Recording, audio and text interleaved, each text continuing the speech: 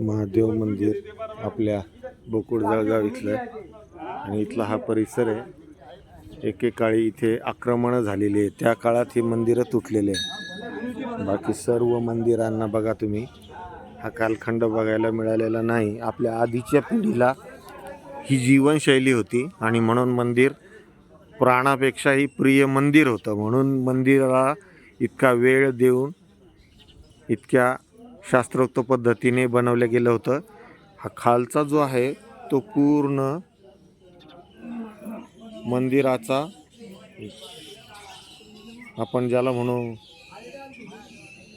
प्रवेशद्वार, त्या प्रवेशद्वारातून इथे वरती त्या काळी दगडी छत असायचं, ते पूर्णपणे तुटलेलं आहे। आता फक्त चौथरा राहिलेला आहे, ओटा राहिलेला आहे।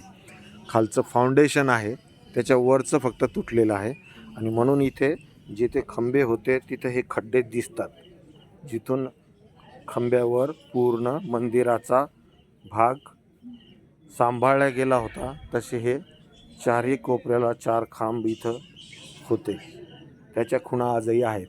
इथे एक नागाची मूर्ती आहे आणि सर्वात सुंदर असं शिल्प, जिथून पाणी बाहेर येतं ते मकर, ज्याला आपण मगरीचं तोंड म्हणू, ते इथं घडवलेलं होतं आणि आजही आहे।